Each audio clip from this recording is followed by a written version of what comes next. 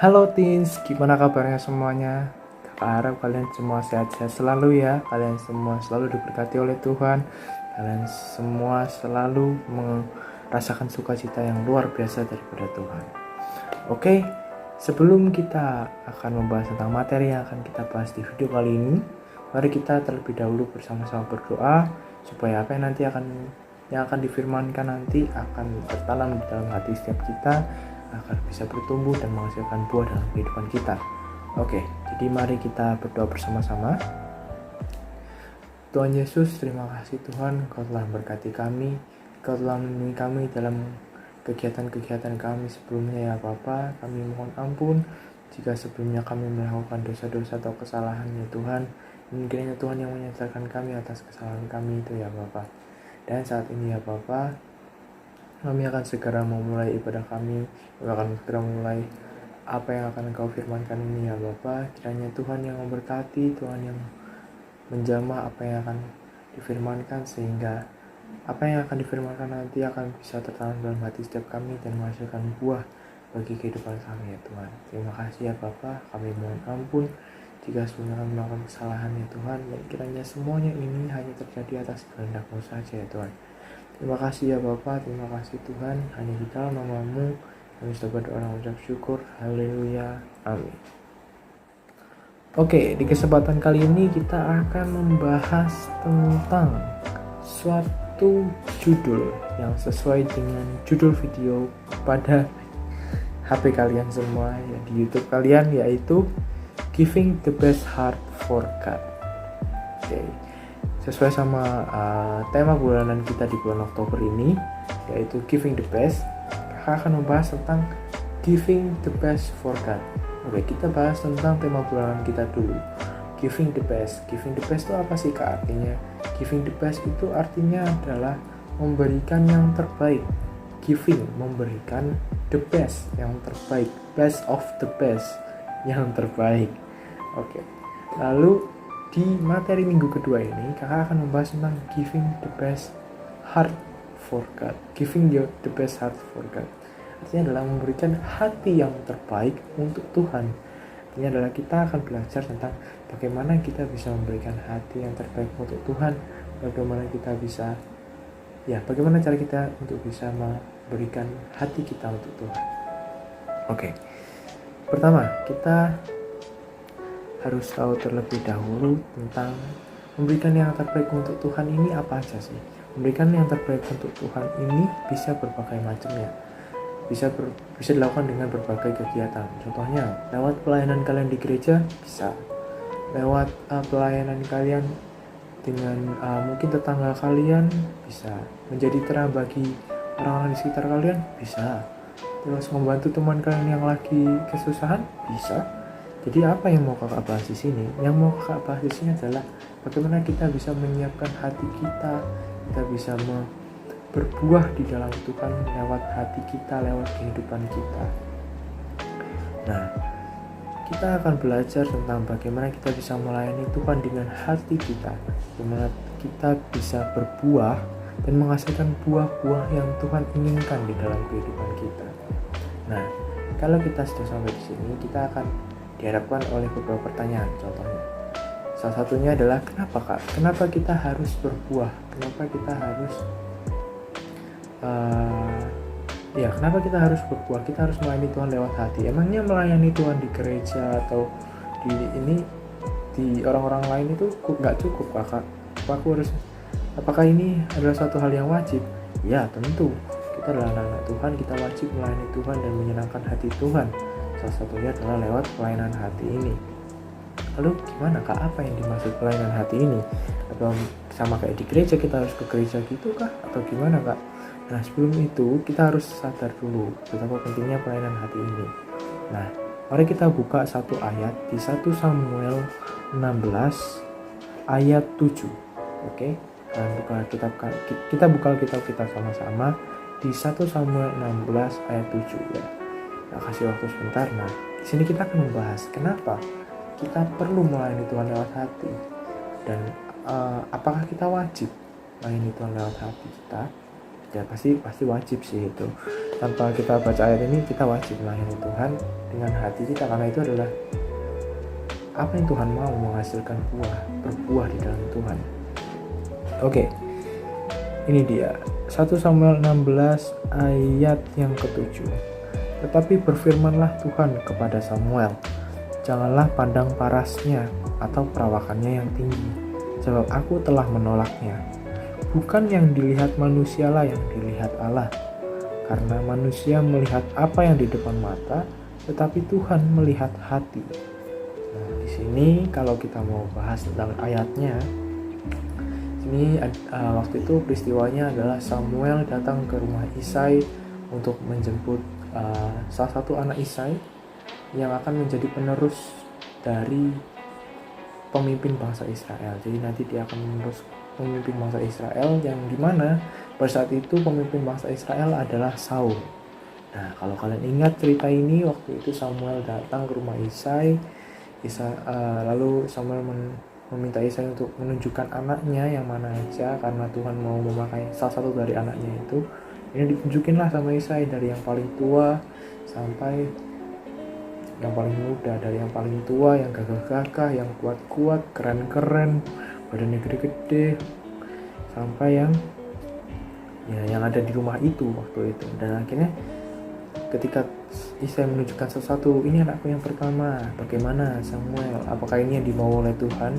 Samuel tanya ke Tuhan, apakah ini yang dimau sama Tuhan? Tapi Tuhan bilang sama sesuai yang kita baca tadi ya, jangan pandang parasnya atau perawakannya yang tinggi, sebab aku telah menolaknya. Tuhan telah menolaknya. Bukan yang dilihat manusia yang dilihat Allah, tapi Tuhan melihat hati manusia. Kita terus keluarin anakmu, anak satu udah, bukan anak dua udah, anak tiga udah. Dan akhirnya nanti kalian bisa baca juga ya, kalau kalian mau tahu ceritanya.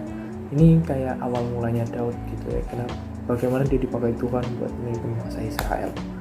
Nah, akhirnya habislah anak yang ada di rumah itu. Masuk kakak, semua anak udah ditunjukkan ke Samuel, tapi Tuhan masih bilang ke Samuel kalau bukan itu orangnya, bukan ini anaknya. Akhirnya Samuel bilang ke Isai, cuma ini tak, istilahnya kayak bahasa gaulnya, cuma ini tak anak-anakmu, mana ada lagi nggak yang lain? Soalnya Tuhan bilang bukan mereka yang akan dipakai untuk memimpin bangsa Israel. Akhirnya Isai bilang, ada satu anak lagi ya sedang mengembalakan domba di gunung. Akhirnya Samuel ngomong, yaudah panggil anak itu cepetan, kalau nggak dipanggil kita nggak akan selesai ini. Akhirnya si Isai menyuruh anaknya untuk memanggil anaknya yang satu lagi yang ada di gunung itu, yang dimana namanya adalah Daud. Dia adalah seorang penggembala domba yang hanya menggembalakan domba itu cuma sedikit dombanya, nggak sebanyak penggembala domba lain. Dan Daud melakukan itu dengan setia. Daud melakukan itu dengan sukacita, damai sejahtera dari Tuhan. Ia sambil menggembalakan domba, ia memuji nama Tuhan, ia menyenangkan hati Tuhan, berbuah bagi Tuhan. Dan ketika Daud pulang ke rumah Isai, ada Samuel di situ. Ketika Daud muncul di hadapan Samuel dan di hadapan Tuhan, lalu Tuhan bilang kepada Samuel, ini Samuel, orang yang aku cari itu yang ini loh, yang ini. Tuhan tuh kayak senang gitu, kayak bahagia ketika lihat Daud. Kenapa? Ya karena Daud sudah begitu menyenangkan Tuhan, itu sudah begitu sampai bikin Tuhan pun ikut senang ketika ketemu Daud gitu. Dan akhirnya Daud dibawa dan lanjutlah ke peristiwa Daud melawan Goliat, Daud memimpin bangsa Israel dan lain sebagainya. Itu kalian bisa baca lagi ya kita.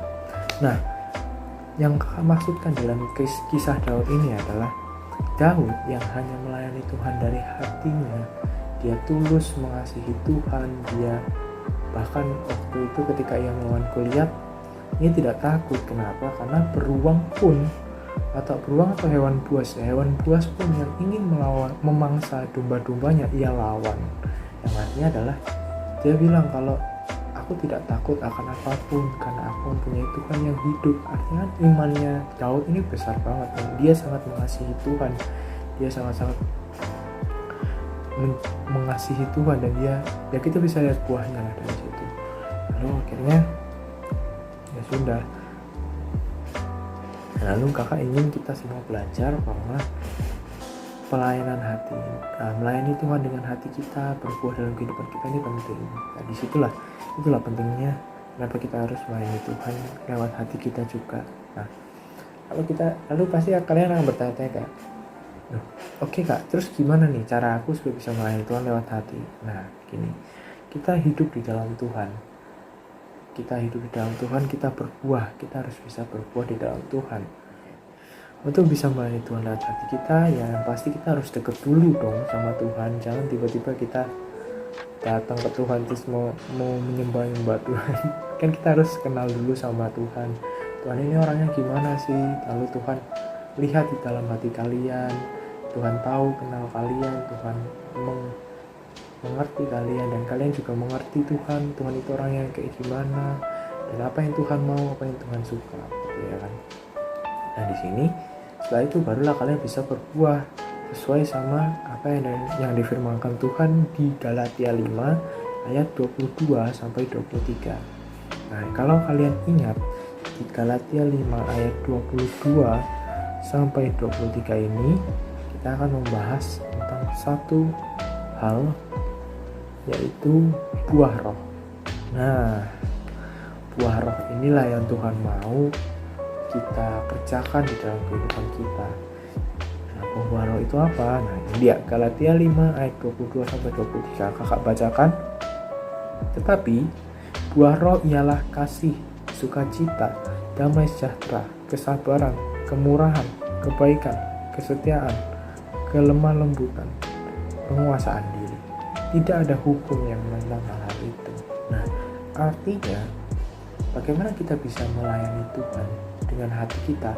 Giving the best heart for God adalah kita hidup di dalam Tuhan, kita mendekatkan diri kepada Tuhan, dan kita menyenangkan Tuhan dengan cara apa?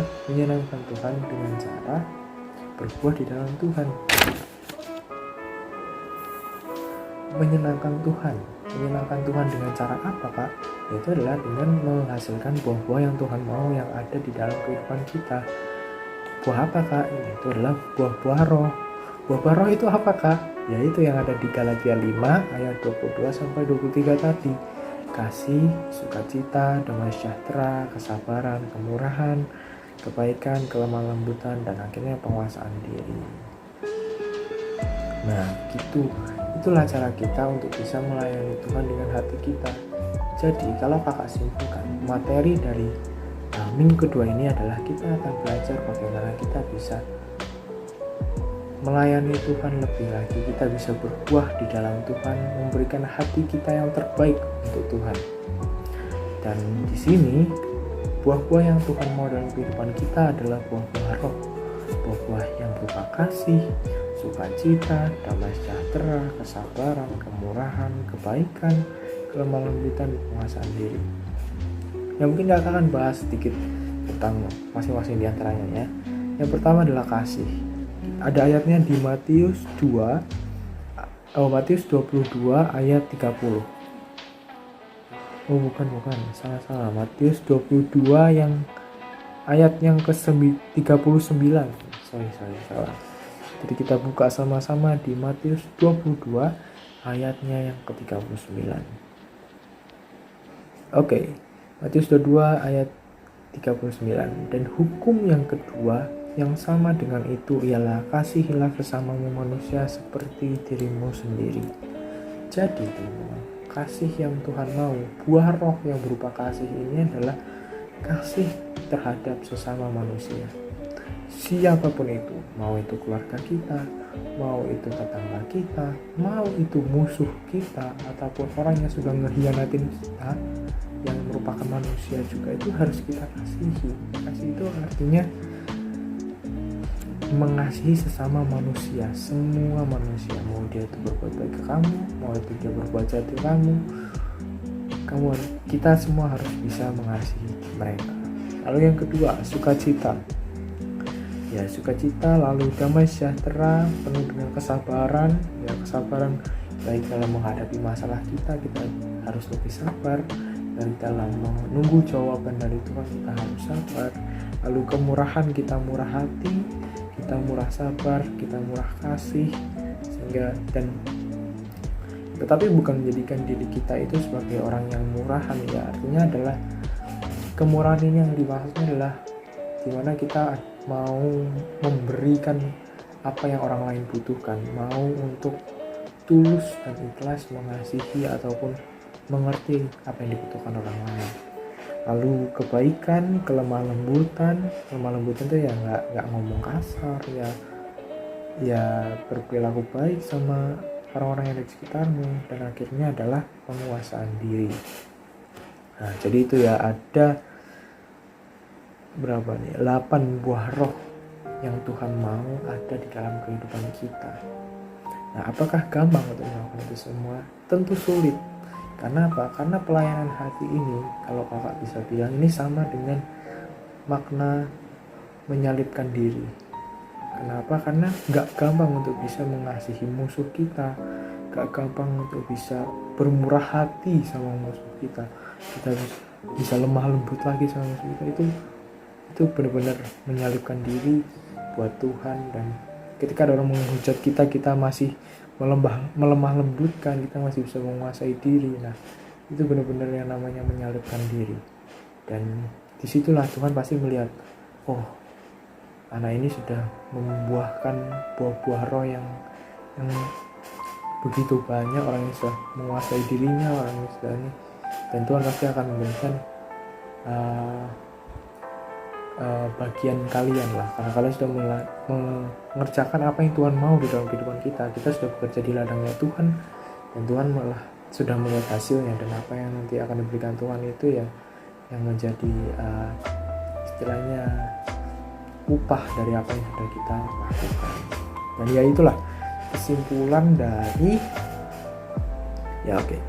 dari materi kita di minggu kedua ini adalah kita belajar tentang bagaimana melayani dengan hati, menghasilkan buah-buah roh supaya hati kita siap, dan hati kita akan menjadi hati yang terbaik untuk diberikan kepada Tuhan, untuk menyenangkan hati Tuhan.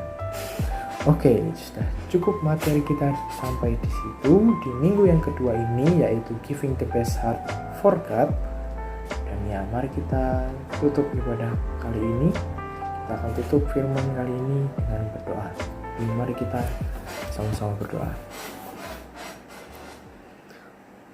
Tuhan Yesus, terima kasih Tuhan, Kau telah berkati kami, Kau telah berkati firman yang telah Kau sampaikan ya Bapa. Kiranya Tuhan yang menyertai, Tuhan yang melindungi apa yang akan kami lakukan selanjutnya ya Tuhan, sehingga apa yang kami tadi telah dengar, apa yang telah kami pelajari tadi dapat tertanam dalam hati kami, dan di dalam aktivitas yang selanjutnya kami bisa melakukan apa yang telah Engkau firmankan ini ya Tuhan.